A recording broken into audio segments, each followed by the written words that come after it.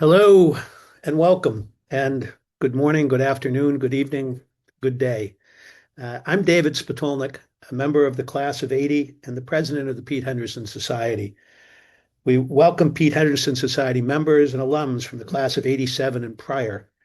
Thank you for joining us today for a Pete Henderson Society webinar with Professor Harry Kraemer.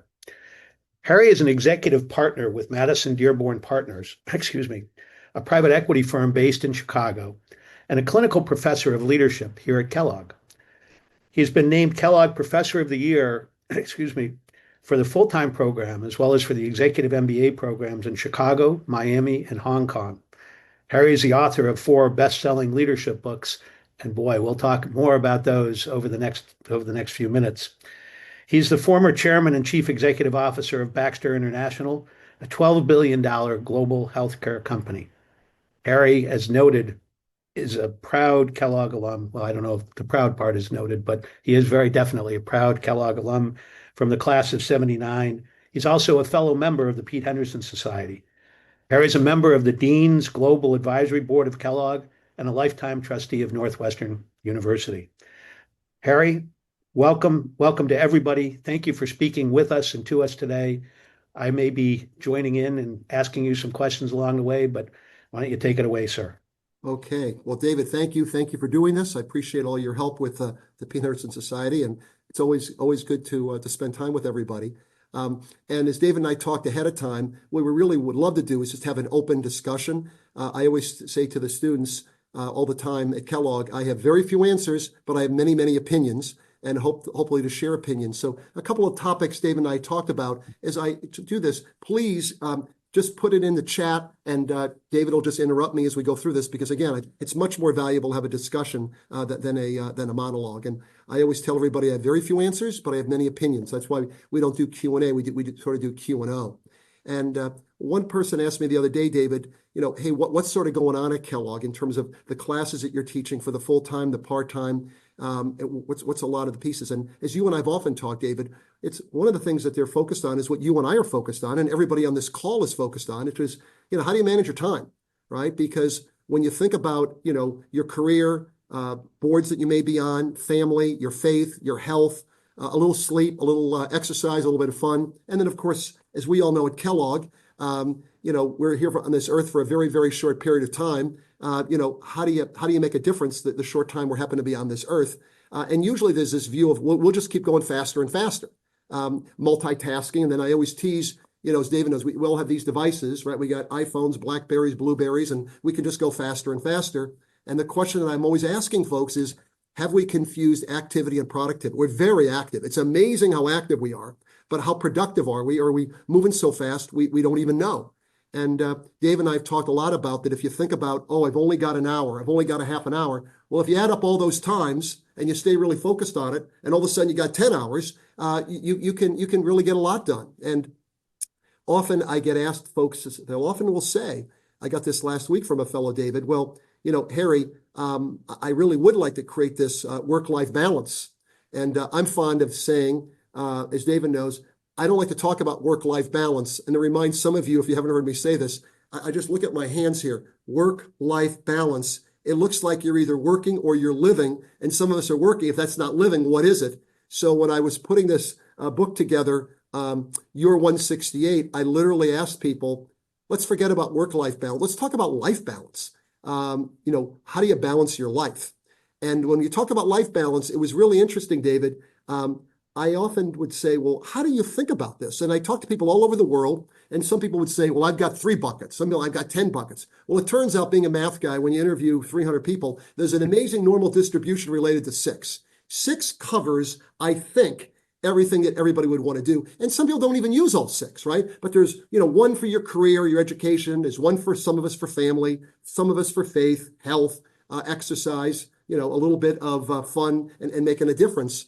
And very often, this may happen to many of you, you get asked the question, well, geez, Harry, I'm having trouble balancing my life. How do I balance my life? And my observation really is, I actually think most people, that's why I say an opinion, most people are having trouble balancing their life haven't been self-reflective enough to figure out what they're trying to balance, right, Dave? I mean, if you haven't figured out what is important, and it could be something different for each person, right? But if you haven't figured out what's important, how could you possibly balance it? And by the way, I'm so open with all the students, David. I would say if somebody says to me, Harry, I've read the book, I hear about it and so on, but you know what? My career is so important. My career is so important. If I have to sacrifice my family, my health, I'm willing to do it. Now, I'm not going to judge that.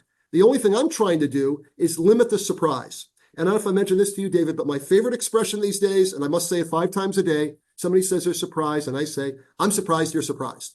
Okay? I mean, if all you're going to do is work, and then you're wondering why you don't know your significant other, you don't even know the names of your children, and you've gained 50 pounds, and you're surprised, I'm surprised you're surprised. So people should do whatever they want to do. And the other fun thing, David, the other fun thing, and we'll see whether somebody jumps in who hasn't heard me talk before. If they jump in and answer this, I always ask the question: why is it 168? What is the importance of 168? And it turns out, David, only about 1 out of 20 people know. We'll see if somebody bops in with it.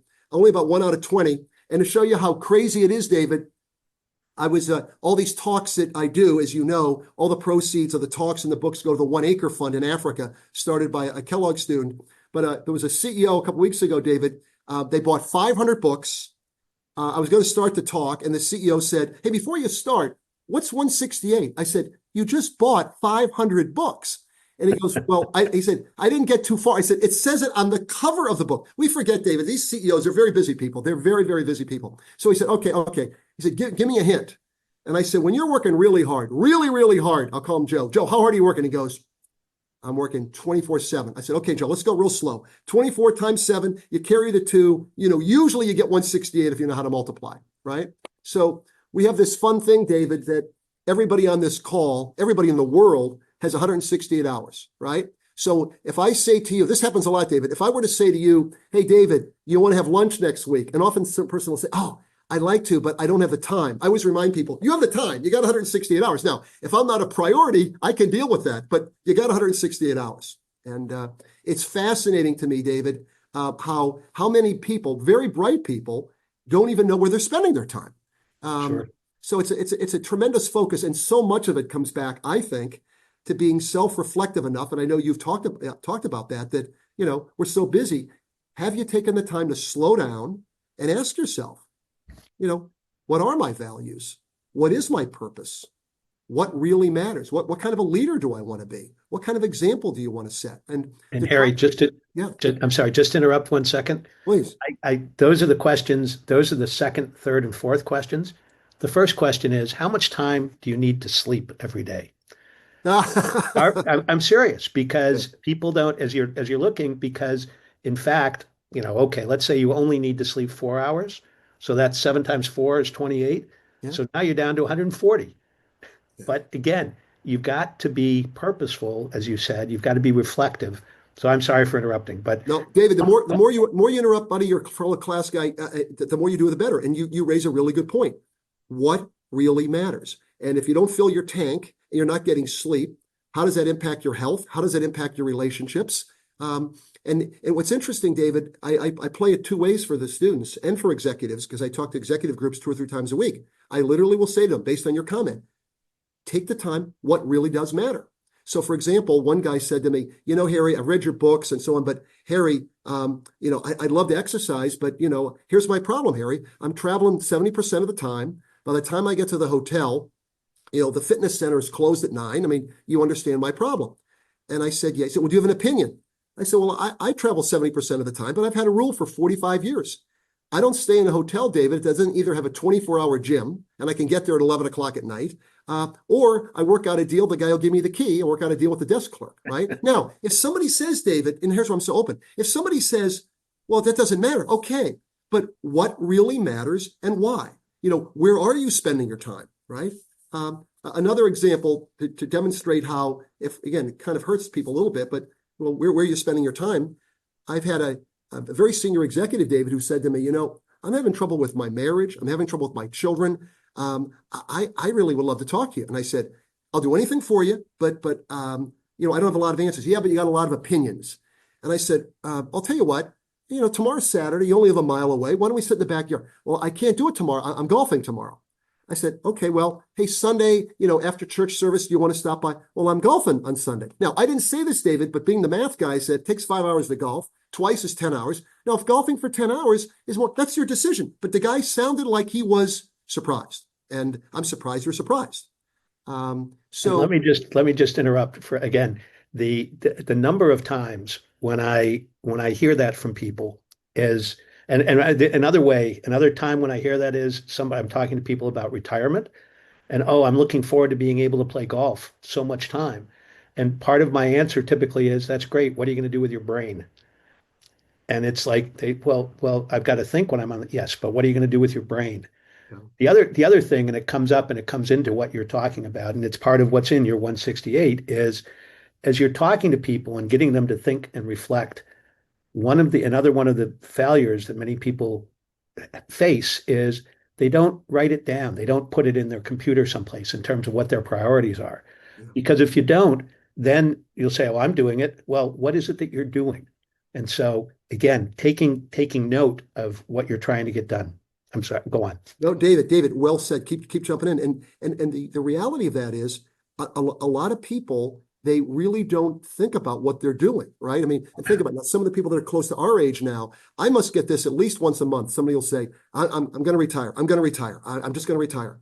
Of course, they retire. They take a trip around the world for 3 weeks. They golf for 2 weeks. And then it's Monday, right? And if it's a man, he'll say to his spouse, hey, Susie, guess what? I'm going to be home all the time now, beginning tomorrow. And Susie says, you being home is not going to work out at all. I mean, I got a lot of plans. I got by without you being around for 40 years. You suddenly show, and the person is surprised, right? So, you ought to be thinking about, to your point, what are you going to do with your brain? What nonprofits can you get involved in? What can you do for the church or the synagogue, your temple? I mean, what really matters? And have you really thought about what you're going to do with your time? It's remarkable to me how few people literally think about where they spend their time.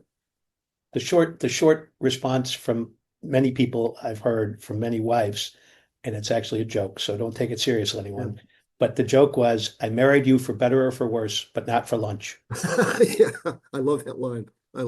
Yeah. Well, hopefully some of our fellow members here will jump in with some questions, because it makes it a lot more fun if in fact people jump in with things. And David, I didn't warn you about this, but since a big part of leadership is delegation, if they ask me something pretty simple, pretty straightforward, I'll take it on. But if it's more cerebral, thought-provoking, since you've heard me talk a lot, I'll just delegate it to you. So I'm in a very relaxed mode during this whole session. For sure. Yes, sir. Yeah.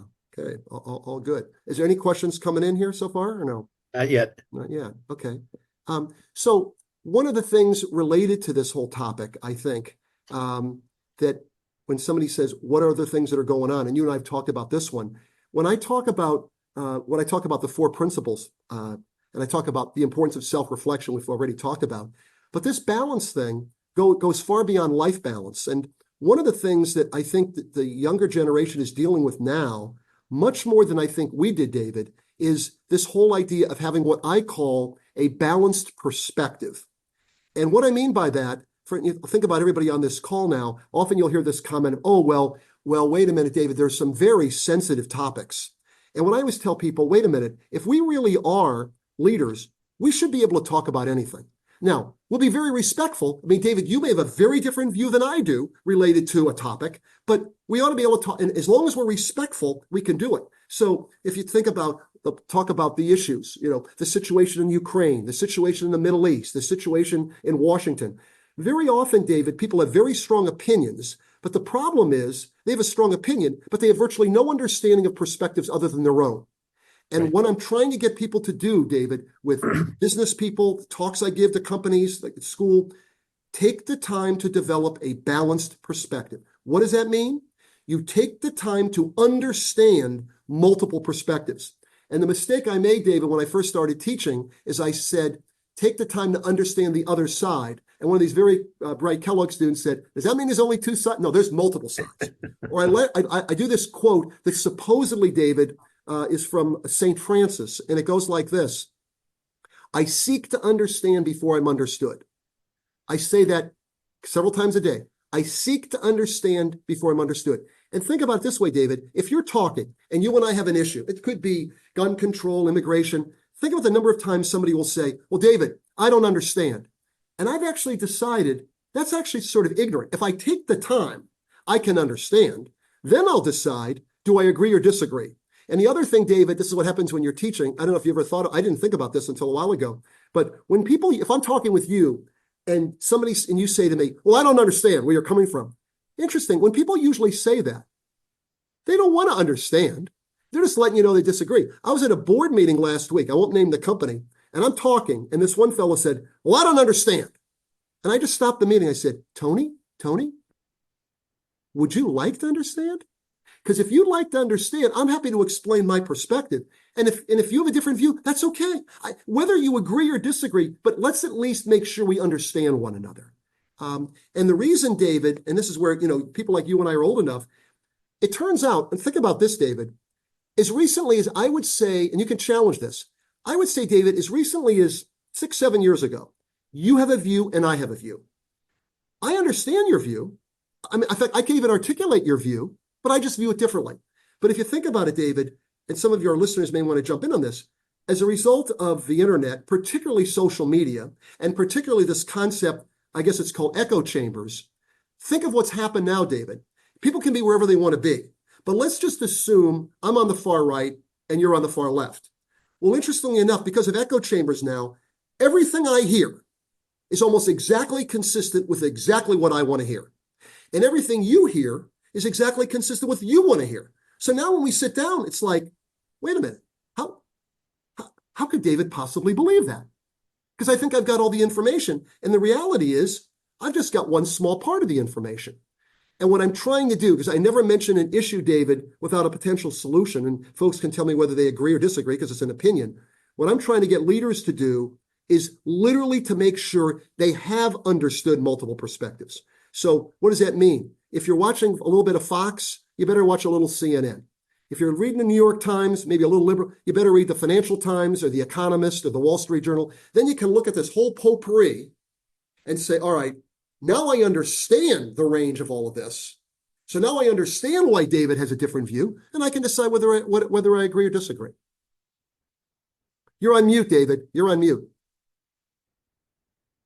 Happened. Yeah. Harry, did you do that to me? You're not supposed to. I would do it to you, but I don't know how. So no, it must have been this Keith guy who did it. I didn't. We do have a question or two that have come in. Oh, good. And again, it's an interesting one from Bill Daniels. How have you seen perceptions change about work and company loyalty? How have they changed from your parents to your students? Oh my goodness, it's changed significantly. All right. I mean, think about it. When a bunch of us were graduating from Kellogg, it was, hey, we're going to be there. If we're not going to be there, we'll probably be at least there for 5 or 6 years. I mean, we may change it at some point. And remember, we certainly don't want to switch very often, because then somebody's going to say, why was he in 6 different companies, right? Now, very few of the students are anywhere for more than 2 years. It's absolutely remarkable. And in fact, the other interesting thing is, how do you think about loyalty? Well, loyalty now, it seems to be, hey, when I'm there, I'll do a good job. But if something else pops up and I'm only there for a year, I'll move on to something else. And I think part of the requirement of the employer these days is almost creating an environment that people can get a sense of how do you develop the people? How do you make sure that they're engaged? And I got to tell you, David, it's not easy. In fact, the other one that's maybe some of you are not aware of that is a big surprise to me, David. You think about it. When we were there back in the dark ages, most of us ended up going to big companies, right? And some of us went to smaller ones. But at least in my class, very few started out as an entrepreneur and started their own business, because there was a perspective of, well, we better figure this whole thing out before we start forming a company. I want to say now, at least 30-40% of the class are starting businesses while they're at Kellogg, whether it's apps, whether it's service organizations, whatever, and they're gathering together, they're working in teams, and the entrepreneurial spirit is alive and well, and people aren't waiting for the future, David. They're just jumping in. And another part of that is, and I was trying, and as you were speaking, I was trying to remember was I don't know what it's called today, but the Center for Not-for-Profit Management. I Yeah. don't think was that even there when we were there? No, And David, so, it's always great you jump in. That's a good example because I use this comment on all the time. People say, "What's a big difference?" And this is the good news, David. right. Maybe a lot of them move it, but the good news is, I don't know about your class, but my class at Kellogg, you know, we're there, we got our friends, we're looking for jobs, family. I don't think more than 10% of my class was involved in a nonprofit, David, while we were at Kellogg. Guess what? Now, 90% of the students are involved in at least one or two nonprofits. And this is the good news. Their whole view is, you know what? This whole idea, what my folks did of, hey, first I'll get the house, I'll get the car, I'll get settled. And when I'm 40 or 50, boy, I'm going to do a lot. Their view is, why would I wait? Why would I wait? With all the issues the world has now and all the problems we got now, what are we waiting for? So the idea of jumping in, and it's a little easier for them too, in a way, David, because all the things we thought we needed to do, we got to get the house, we got to get the car. I mean, I don't know about you, David, but I have 5 children. None of them have a car. What do I need a car for? Okay. And they watch about housing and they're all renting someplace. So they're much more. Now here's the flip side. And if you've seen this too, David, they're much more into experiences than we were. I mean, my kids tease me when I was at Kellogg, going to Milwaukee was like a big deal. I mean, now on the weekends, David, they fly to Tokyo for a wedding. Okay. It's the world has definitely changed, David, definitely changed. Okay, let me ask one just as a core, and there's a couple others, but there's one that started off. Do you have recommendations of resources to help you explore and establish your personal values? How can we start brainstorming? And I'm going to start with an answer. Please. Part of the starting with brainstorming is develop your core of people that you're going to talk to. I talk often, I mean, I serve on a couple of not-for-profit boards, I serve on a company board, but I talk about your personal board and who is it that you're reaching out to for advice and counsel, people that you can trust. And so that's the beginning of my answer is who are the people you're talking to? Yes, look in the mirror and talk to yourself, talk to your significant other, but who else are you talking to about these things? Yeah. Well, no, David, it's a great place to start. And what I do in the class is often I'll break into a couple different pieces. I'll say the first thing you have to do is slow down, turn off the noise, turn off the gadgets, get off by yourself, and ask some of these very basic questions. And the practice I've had that I write a lot about, David, as you well know, I go on a 3-day silent retreat every year, 3 days, no devices, no whatever. And it's hard for me, obviously, because I love to talk, but there's no talking. And I literally sit down and ask myself, over the next year, what could I do, in my case, to be a better father, a better spouse, a better leader, a better teacher, a better person of faith? And then I do a 15-minute personal self-examination at the end of every day.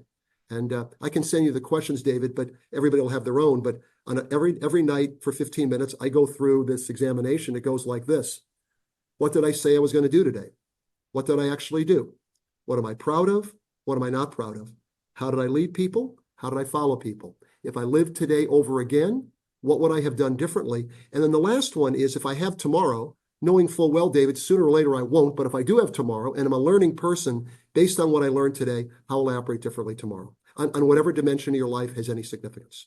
And Harry, we've talked about that before, and I'm always amazed that you can do that in 15 minutes. Yeah. But go on. Yeah. Well, but then I get to your point, David, which is that's the first part. But to your point, now is the second part.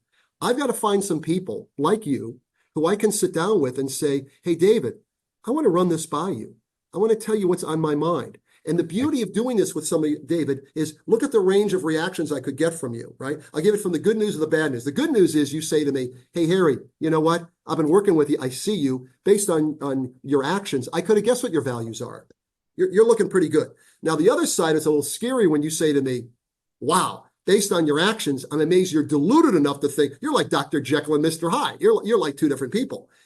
So getting that feedback from this, as you call it, your personal board of directors, it could be a significant other, it could be a sibling, could be a friend, but we can all fool ourselves. As Julie will often say to me, hey, Harry, left to your own devices, you could convince yourself of anything. Do you want to know what I think? Well, after 45 years, the answer to that better be yes, or I'm in a world of hurt, for sure, for sure.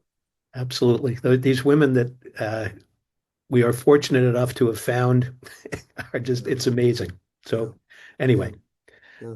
keep going. So anyway, just one other before we um, from Miguel, and it's a little bit off board from this, but it's Yeah. again about planning. We What do can you talk think about anything. about spending time on asset, wealth, and estate planning? Yeah.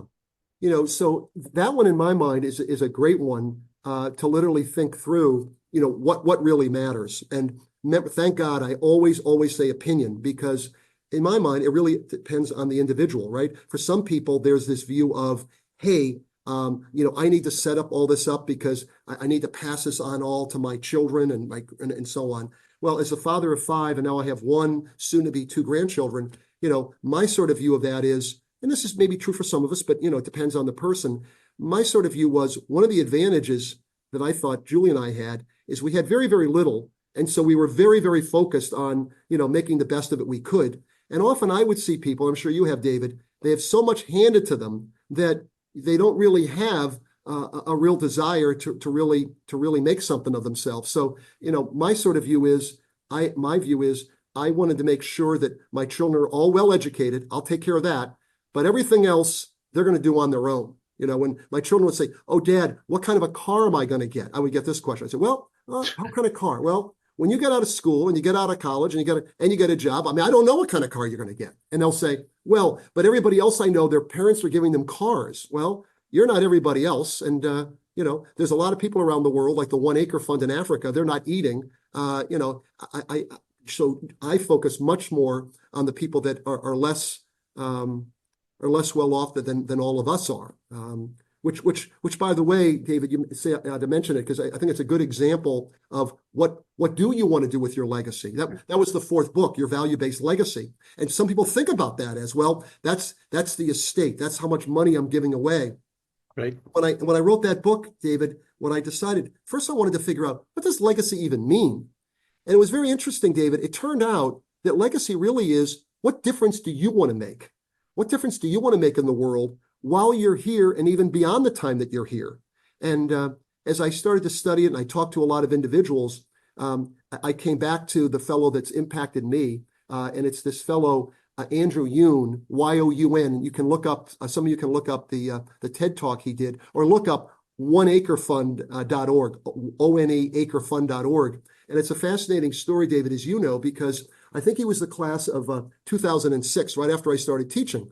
And one of the things I tell all the students in my very first class, David, I'll always say, well, who's going to deal with all the issues in the world, right? Global poverty, global healthcare issues, the digital divide, the environment. And I'll always tease them that there's this famous group of people, David, that you and I have talked about called those guys. There's this famous group. It's a gender neutral term, by the way. There's all those men or women someplace.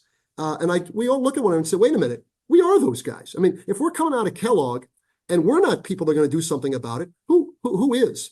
And this one student who, Andrew Yoon, he went to Yale. He worked, I think, at Oliver Wyman. He came to Kellogg. He ended up taking a trip to Kenya. And he came back and he said, how could there be 800 million people in the world that are not eating and they're farmers? That doesn't even make any sense. And he said, you know what? They're farming the way we did in New England in the 16th century, 1700s. Harry, if we could get hybrid seeds, basic fertilizer, irrigate, I think we could double, triple, quadruple the crop yield. Well, when you look this up, David, I mean, I don't even know if people will believe it. He's been over there now for 19 years. They've hired 9,000 Africans. They started in Kenya. They're in Kenya, Rwanda, Uganda, Tanzania. They're starting Ethiopia. They have doubled, tripled, or quadrupled, as of 2 weeks ago, 5.3 million farms that have saved the lives of like 15 million people. And guess what? He's the most humble guy because rather than, oh my God, isn't that amazing? His view is, Harry, there's 50 million farms. We're 10% of the way there. We had a gala last week. We raised $1.5 million, and he's trying to raise the next 10 million because he wants to get this thing now to 10, 20 million farms. And I'd always describe it as, you look at all the issues in the world, and the challenge I give everybody these days is, are you watching the movie or are you in the movie? Right? Right. David, you and I could get together. We're concerned about this. We're concerned about everything. Okay, great. What are we doing about it? And if you remember, David, there was a book, and one of my students reminded me of it. If you remember, it was because I think we all read it back then. Some of us may remember. I think it was The 7 Habits of Highly Effective People. And Yep. the chart that a student reminded me of that I had completely forgotten about was, he actually draws a chart, and he draws a big circle, okay, a big circle. And that's the circle of concern. And inside the circle, David, is this little circle inside called circle of influence. And his whole point is, if you live life that way, you know what? You're going to get really, really depressed because there's a lot to be concerned about. And what I love of what he does, and I talk about this in class, he takes that enormous circle of concern, shrinks it significantly, and then the circle of influence, he says, wait a minute, it's not just what I can David help me? Can Keith help me? So then you increase it so that the circle of influence inside the circle, it almost covers it. Or said another way, David, if we can't influence it, let's not spend a whole lot of time talking about it.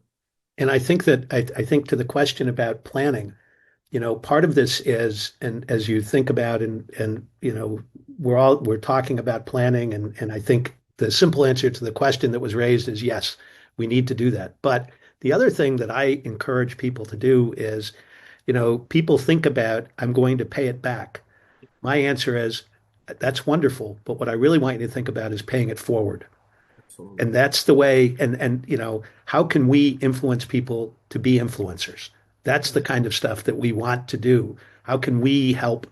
So again, paying back and making sure that the people who help you find a way to help them, but also what's going on? What do we need to be ready for next? Absolutely. And in that last book that I end up giving a lot of talks on now for this One Acre Fund, to your point, David, we really say, all right, what are all the ways this works? And what slows us down? And so, for example, sometimes people will say, well, you know what, but I'm just one person. I mean, how much can like one person do? And the story I mentioned in the book is there's a young fellow, a teenager, he goes into I think a Jewel, and there's an empty can outside where they're saying, hey, provide coats for people who don't have a coat for the winter. And the thing was empty, and he thought, oh, if I throw one coat, what can I do? But he said, you know what, I'm going to do that, and I'm going to put a little note saying, hey, I'm putting my coat in, whatever. He came back a week later, there was like 400 coats in this thing, right? So it's sort of like to your point, David, somebody's got to get things started.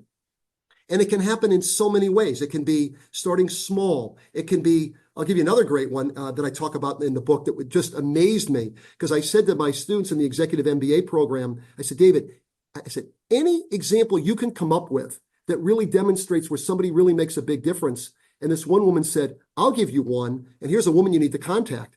And this was amazing, David. This was a woman, probably in her 50s. She had a son in his early 20s, and he has a serious accident. And he is in all these pain medications and so on. And at the end died of an overdose, right? Of all the things we always hear about.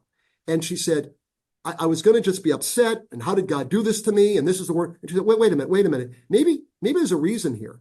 And she ended up doing the research, David, and she found out that the majority of people studying to be a doctor in medical school, they spend virtually no time on pain management. They got so much to do. So that's why when you got a problem, is that where it is on a 1 to 10 here? And her comment was, wait a minute, maybe we ought to think less pain medications. Maybe we ought to think about, is there physical therapy? Is there meditation? And she literally started a program now in Georgia and Alabama where they're training people to literally be in the room, and before they start getting more and more of these, hyper medications you can get addicted to, and she's changing the world. She's changing the world.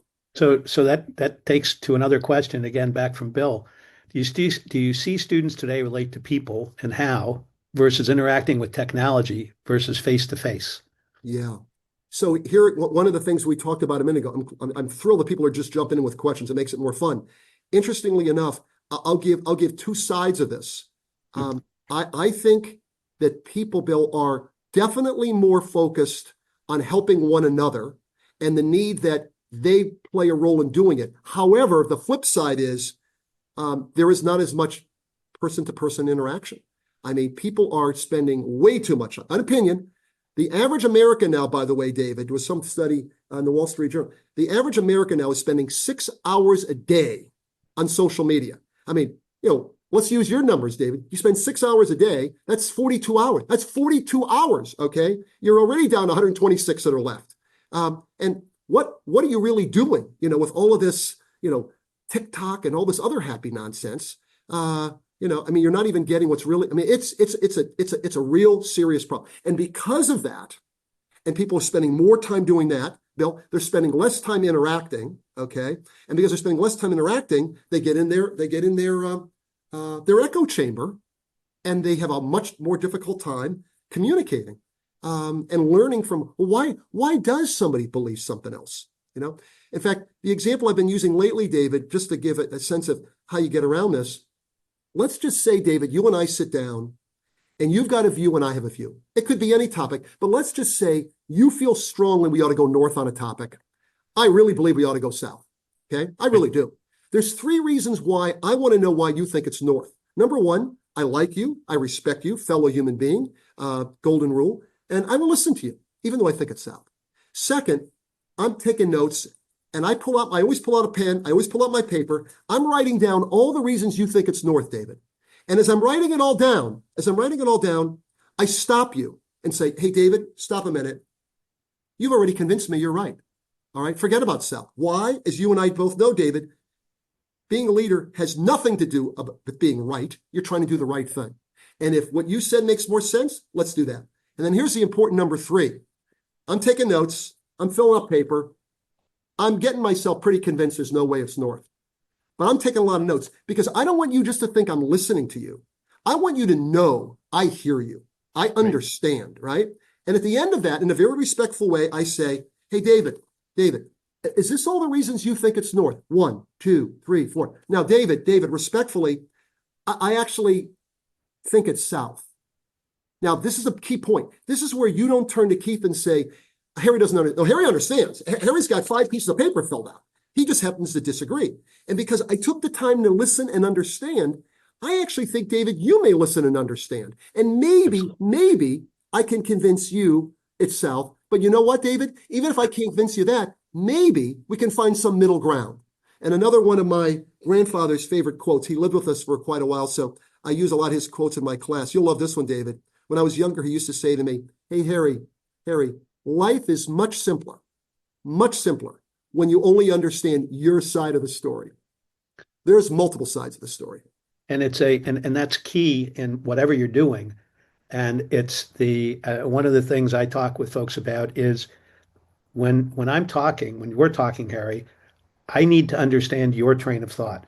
I know where I am, but I need to understand your train of thought. That's number 1. Number 2 is the 80-20 rule. And the 80-20 rule, from my perspective, is I've got 2 ears, 2 eyes, and 1 mouth. I need to use them in the same percentage.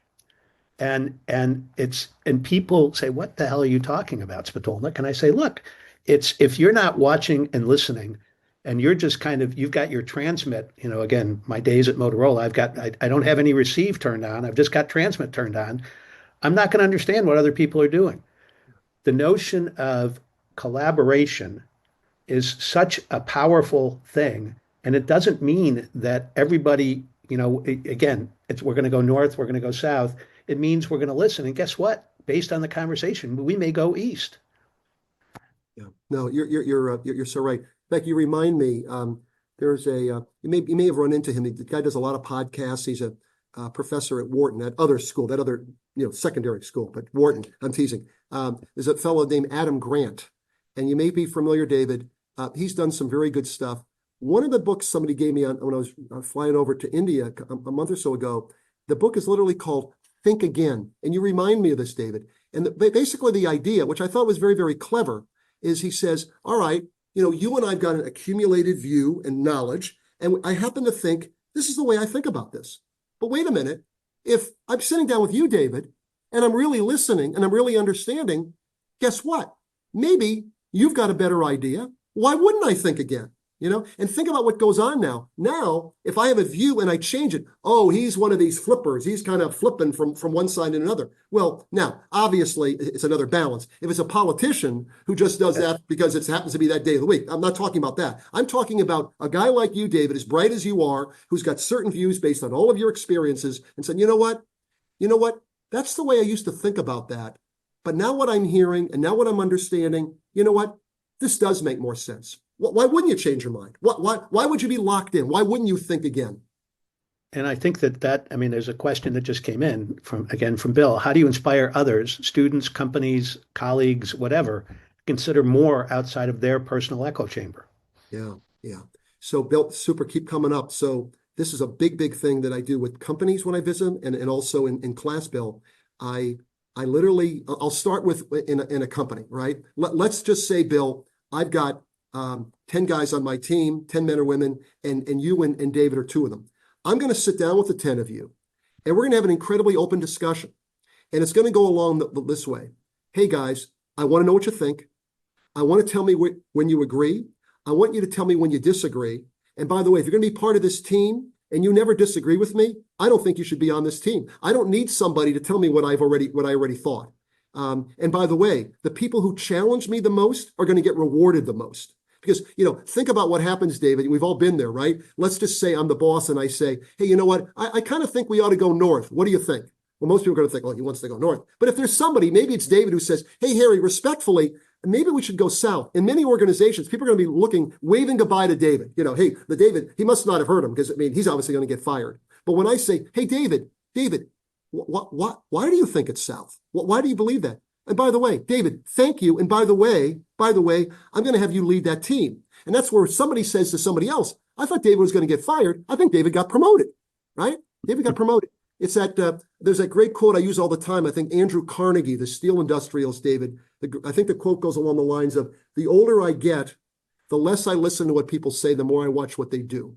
Okay. So you better be practicing the behaviors you want to see, or don't wonder why anybody's not challenging you. There was Kellogg still has a very deeply rooted relationship with different parts of the military. Yeah. I remember one time having lunch with a general who was there to speak, and I don't know how we got onto it, but he was talking about how his preferred method of leadership was through collaboration. Mm. He wanted to hear what people have to say, exactly what you're saying. Mm. But he also wanted his team to understand there were occasionally times when he was going to say, I usually do this, but we got to go out and fight this battle right now. So I'm going to make this decision. Part of this is about, and when he did that, after a time, at the beginning, everybody said, well, why do you want to hear you're the general, make the decision and go. And then it was, as you said, they became more and more used to. And then as the issue came up that they had to face immediately, they said, of course, yes, sir, let's roll.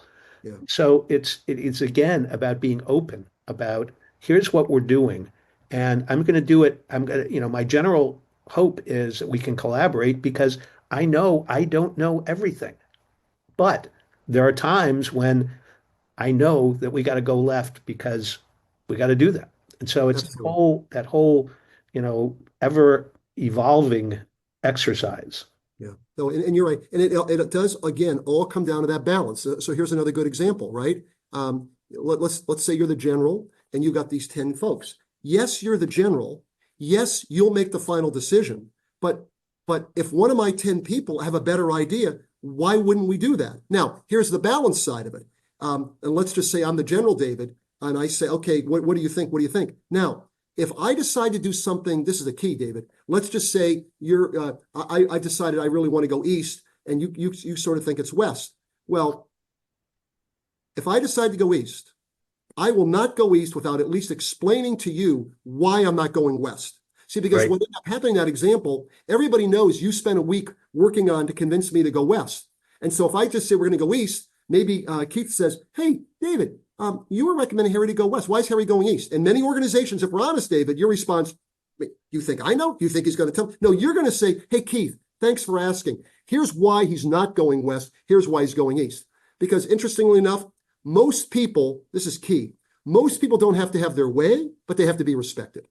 And quite frankly, if David, you're my boss, I expect you sometimes to do something different than I recommend. In fact, I sometimes tease, if you're the boss, if everything I want you to do, you do, well, then we have two people. We only need one of us. There you go. Let me just interject for one sec. We've probably got about 10, 12 minutes left. There have been two or three of you who've submitted questions. Please, folks, please come in. We were going to break for questions, but I think we should just keep going. Harry, I've interrupted you many times.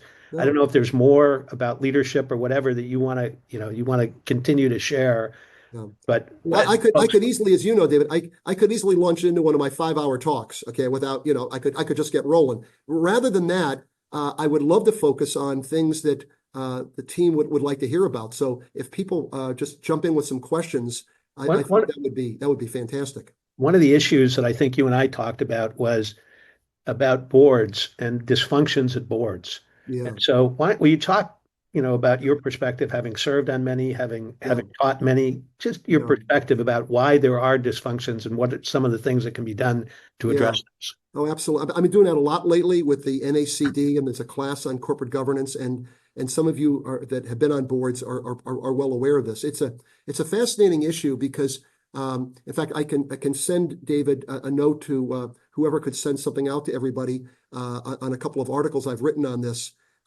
What's so fascinating, David, is the dysfunction, as you well know, and I've been on 20 some boards, that happens. And you say to yourself, well, why does it happen? Why does it happen? And let's first talk about what happens and what we do about it. One of the big things, David, as you well know, you get in a board meeting, and unless people have specifically laid out the expectations and how we're going to operate, there's this mass confusion, right? In fact, one thing you'll appreciate, David, I often tease people that anybody on the call who's been a CEO will know this. Any job you've ever been in, David, your entire life, almost always you have one boss, and the one boss you've had was in the job you were in at one point in time, and they're in your industry, your company. And I tease them that they say, okay, Joe, I know you're going to become the CEO, but you got two things you better be prepared for. Number one, for the first time in your life, you're going to go from one boss to 12 bosses, called a board, number one. And number two, none of those people have been in your company, and a lot of them haven't been in your industry. I mean, David, when I became the CEO of Baxter, okay, Fred Turner was on my board. Fred Turner, he was the CEO of McDonald's. He's the guy who invented the Big Mac. Okay, didn't know much about healthcare, but guess what? He's my boss. So how is it? As a leader, how do you deal with a group of people? That's number one. And then number two, now you got the people on the board. And David, this is also can be very dysfunctional because many of the people who are on the board are senior business people. They're used to running things. They're used to making decisions, right? Well, think about it. When you get on a board, let's say you're the CEO, David, and I get on your board. I better get on that board realizing, wait a minute, you're running the company. I'm not running the company, okay? And the comment that I think I actually stole from Dean Jacobs, because he helped me a lot when I first became the CEO, and he said, Harry, very, very simple. Management manages and boards govern. And as long as we understand that, we're going to be fine. Where we run into problems is that when people on the board think they're involved in management, okay, or we got a real problem when the CEO is weak enough that they want to have the board manage it. And think about that. I mean, if you're the CEO and I'm on the board and, I suggest, hey, I think you may want to do this, David. And you say, well, I'm not so sure. If I start calling the executive vice presidents that work for you, okay, Right? wait a minute. Is David the boss or is Kraemer the boss? And it creates chaos. And the way I do this in some of these articles, David, I got a little 4-step model for you that really helps a lot. Number one, you set a clear expectation of what the CEO is responsible for and what the board's responsible for. Second, you communicate the expectation over and over and over. And by the way, that's 3 overs, David, because they've done the research. The average human being needs to hear something at least 3 times before they've heard it. Now, Julie will say, until she's told me something 10 times, I haven't heard it, but that's my own little personal dilemma, right? Number 3, we'll hold one another accountable. And number 4, there's consequences, both positive and negative, right? So we say, all right, so then let's do it both ways, David. If I'm on the board and you're the CEO, what are some of the expectations we want to have for you? Hey, David, make sure we know what's going on. Don't surprise us. And by the way, David, when we have meetings, don't just tell us all the good things are happening. Tell us what the issues are. Tell us what you're struggling with, right? Now, it's fair for you to say to the board respectfully, okay, I expect you guys to show up on time. I expect you guys to be respectful. And by the way, if I'm open enough to tell you what my problem is, hey, give me some advice. But remember, management manages and boards govern. I don't want you guys climbing over the wall and starting to manage. So there's one response to that, and then I'll give you a couple of questions, but Yeah. not response, but one other way of putting it. And this was the first time I heard this was from Dennis Kessler, who was one of the executives at Felpro, Mm, one of the founders of the Private Directors Association. He's a sure. remarkable guy. But anyway, his response was always the board's role is noses in, fingers out.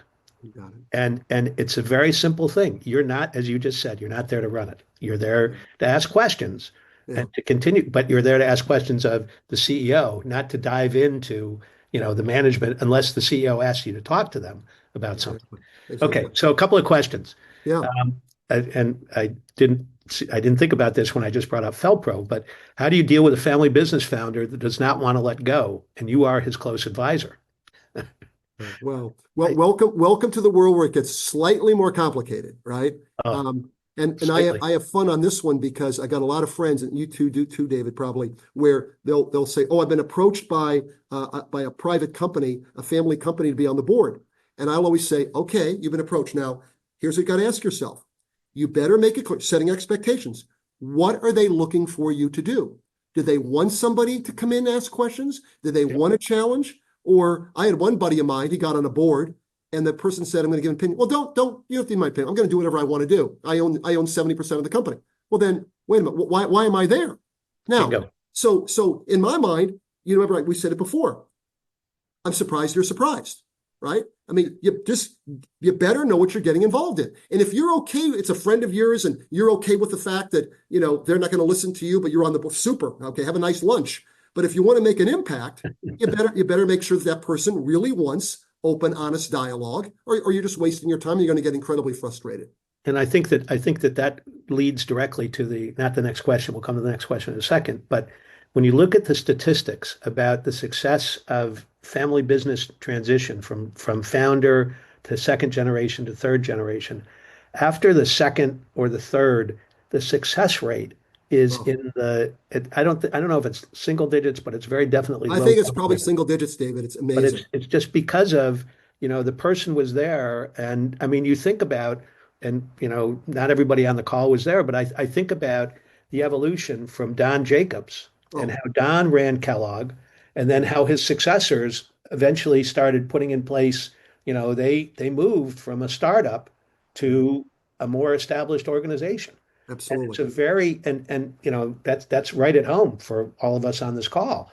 Yeah, And it's just it was I and taking a step back, and I think it was Sally who talked about, I'm going to be running this, but I have four or five lieutenants now that I am depending on to do these other things as opposed to all of the issues coming through me.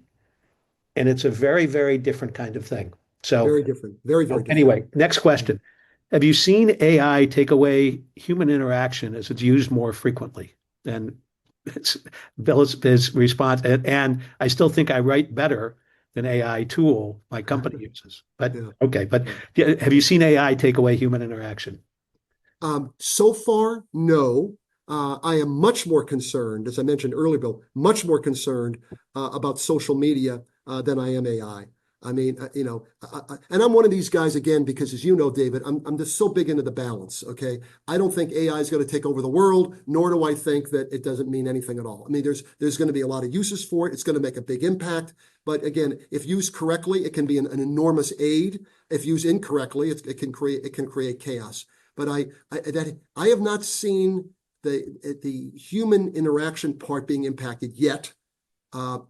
I am unbelievably focused now on what social media is doing to all interaction in this echo chamber, which is absolutely driving me crazy right now. The only issue that I have with AI, and again, the classes that I'm teaching, I'm always concerned with how much of this is what you, the student, have done versus what you have had generated by AI, by asking AI some questions. And Yeah, do you fully understand, what you're doing? And have you told me that you're doing that? yeah, Because again, as we're doing this kind of stuff, we're in an environment, we're in a world where it's not necessarily clear that, we know when it's people versus AI. Anyway, Harry, yeah. we've got about 2 minutes before I need to wrap up. So why don't you give me, I'll shut up for 2 minutes and then I will wrap it up. No, well, first of all, it's so fantastic. I just think everything that Pete stood for and stands for, and the fact that we can have these interactions, I think it's great. I think, David, you take the time to make sure this all happens. Always willing to do it anytime that's helpful. A lot of the things that we're talking about, David, if folks want more information on it, the Kellogg students actually set up a website for me that's just harrykraemer.org, and maybe Keith can put that on the thing there. It was kind of fun, David, when the students set this website up. I said, hey, I don't think I need a website. And they said, no, you're going to do it. And then I said, what do I owe you? And they said, well, we want you to start doing a blog post. And I said, well, what's a blog post? They said, Harry, look, every Monday night, you send us 400 or 500 words on the kind of questions that you guys are asking. And then I just posted one again this morning. So you can look at that at harrykraemer.org. And then these students actually put it up on LinkedIn, and it comes up so you can always follow it on LinkedIn. And I respond to every question, David, as you know, and anything we can do for one another at Kellogg, I think is helpful. As we all know, the school is always trying to get better. And now we're building the Allen Center replacement, and anything that people can do to help contribute to that cause, I think is very important. And I think the Pete Henderson Society is one of the most valuable parts of all of Kellogg, David. And I appreciate everything you do. And it's great to be able to stay in touch with people, and zip me a note anytime. And we can also interact. We will interact rather than this social media thing where we don't talk to one another. So, and just to be clear, Harry's website is in the chat if you want to look for it. yeah. And Harry, I too appreciate these conversations, and they're a good time. And I just want everybody to know, and for some of you, Pete, the newer members of the Pete Henderson Society don't know that Pete was one of the people involved and engaged at the very early stage. He was the one who helped. Can you send out Harry's questions at the end of the day and on his weekends? Okay, Harry, if you can put that up. But Pete was very much engaged when the first monies came in, the grant came in from the Kellogg Foundation that helped build that. And Pete has just been a remarkably engaged and involved person now in his mid-90s, still just a tremendous, tremendous guy. I was asked to be the first president when PHS was formed, and PHS's mission, for one of the simplest answer that I can give is PHS is a force multiplier for the Alumni Council. We're here to help drive whatever the Alumni Council is doing. And again, Pete, I don't know if he's on today. Pete has joined us when we've had some of these events in person. If you get an opportunity, if you're in Evanston, I can help you find Pete. And he's just he's a marvel. He's wonderful. An amazing guy. I mean, I always sort of think of it as Willie Mays, Mickey Mantle, Don Jacobs, and Pete Henderson. Yeah. No, Pete was very definitely a force. Yeah. So, with the minute that we've got left, I just want to thank everybody for joining today. We hope you all enjoyed attending. Harry, again, an insightful presentation as always. Thank you. We hope all attendees will join Kellogg for these other virtual events. Events information is sent, and they're also on the Kellogg website. Just as a personal note, if you've not done so yet, please engage with your local clubs, the Kellogg clubs in the various places. And in particular, this coming month, October, it's Kellogg Cares Day will happen, and it's now done throughout the country. I encourage you to get involved. There's one in Chicago. There's one here in Evanston. They're wonderful opportunities to meet with other alumni and members of the community. And finally, and just the other thing from a alumni perspective, if you can help students find jobs and careers, also something the school is looking for. And if you want help finding the people to talk to, let me know, let Harry know, let anybody know. So finally, thank you to all attendees who support the Kellogg Fund. If you've not given yet this year, please make your donation. Please consider supporting Kellogg. Your investment will support Kellogg's outstanding faculty, students, and alums, all of whom drive the one-of-a-kind Kellogg experience that I don't know about you, but it's something that really has kept me rocking and rolling. Thanks, everybody, for joining us today, and I look forward to seeing you all again soon. Thanks so much, David. Thanks so much.